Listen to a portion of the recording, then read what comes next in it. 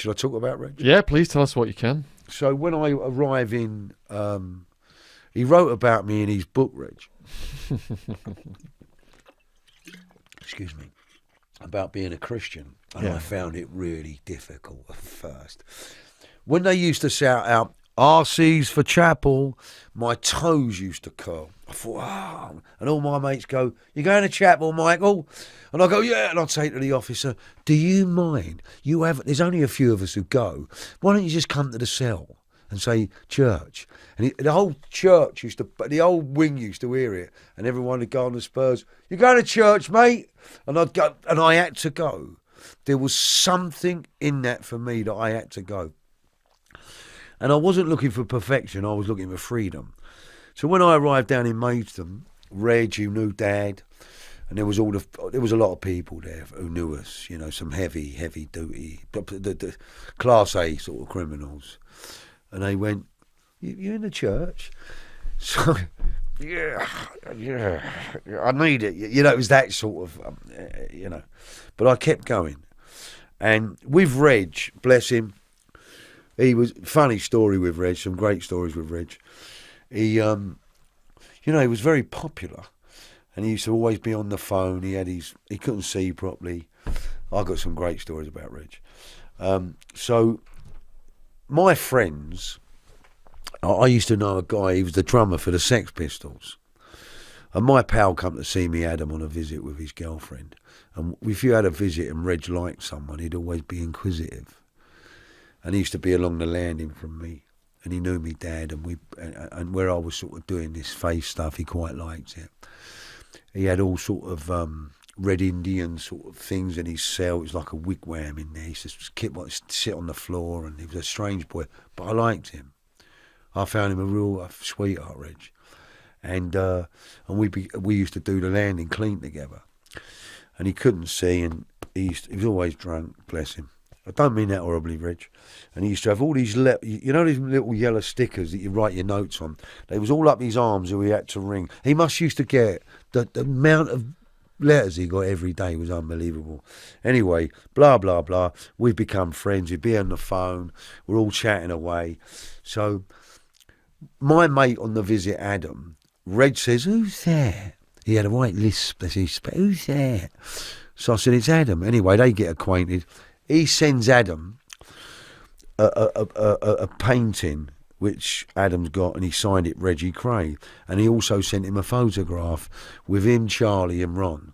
And Adam put them in frames. Well, round at Adam's house, the drummer out of Sex Pistols was there. So, and that's when they relaunched their career in 1996, yeah, the Sex Pistols. So they've seen the picture of Ron and Reg and that. How'd you know him? He said, oh, Michael's in the jail with him.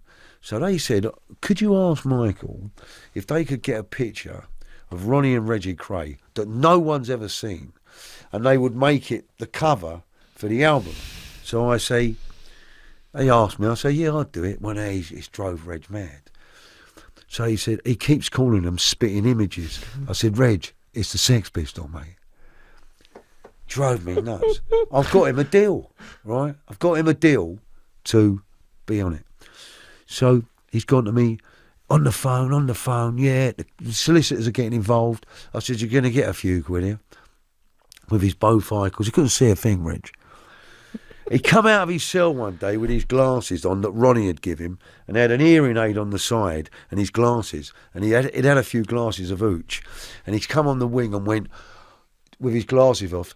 He said, I can see without my glasses. Michael Emmett's prayed for me. I went, Reg, please. He fell down the stairs. But he was a lovely old boy. Anyway, the Sex Pistols, spitting images, Reg, it's the Sex Pistols. Every day. Phone them up. Anyway, he comes up to me one day. He says, cancel that. I said, why is that, Reg? He said, because they wrote a song about me and Ronnie. And it said me and Ronnie were a lot of bollocks. I said, they didn't, mate. Yeah, my mate told me upstairs, an old gay guy told him. I said, they didn't. I said, but if you cancel it, you cancel it. After 2 months of him terrorising me. Not terrorising me because he was all right, but asking me.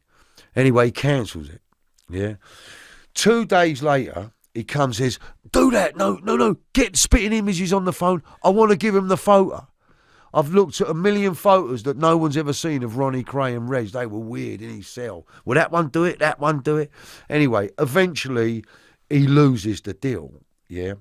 The fella who's told him a lie, he must have been about 70 or 80. They have a fight over it and he loses the deal. But the last story of Reg, if you want a cracker, Yes. yeah? We all, in Maidstone, there used to be wing football, yeah? So we organised a game for the over 50s. It's Reggie Kray, my dad, Joe Martin, who was doing 33 years, some lumpy people in there doing a long time. So we organised this football team. I'm the ref. They've all had a drink, all messing about playing football. And I don't want to, I'm not shopping the business about people, what goes on in prison, but everyone knows, everyone has a bit of a laugh. I'm the referee, and it's the game of football. It's 4-4. We want Reg, and he's only got little spindly legs now. He's drunk on the hooch, he's falling over, and everyone's shouting out, do it for Ronnie, Reg. He loved it. It goes to penalties.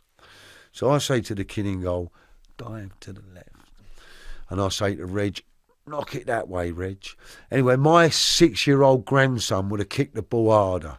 It needed someone to blow it over the line. So as he's run up like that, he's kicked it, and the goalie wants to dive. It's one of them situations. He scores.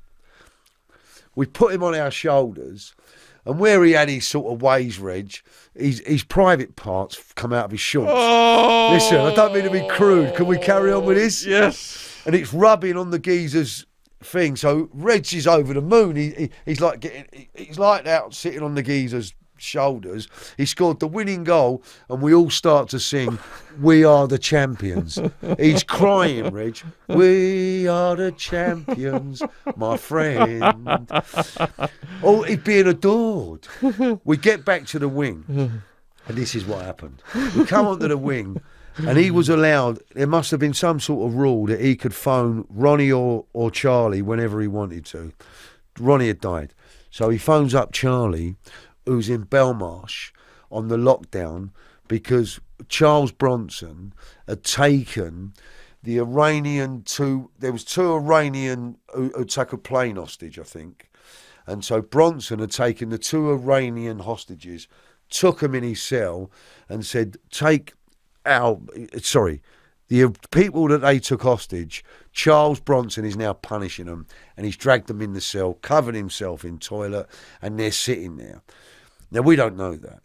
So Reg has gone to the SO, I want to phone Charlie. No, you can't, I want to phone Charlie. And where he was a bit deaf, they used to attach this thing to the phone in the probation office. So we've all had a drink, had the game of football, we scored the winning goal, and we're in the all round by the probation officers. They phoned Charlie. And Charlie was a little bit intimidated by Reg, I think. Although Charlie was a lovely man, so was Reg. I don't want to say anything wrong here. Anyway, Charlie comes to the phone. What do you want, Reg? What do you want? He said, look, I can't talk to you. Charlie Bronson's taken the Iranian hostages, took them hostage, they're in the cell, we're in a lockdown. So Reg went, don't worry about that, Charlie.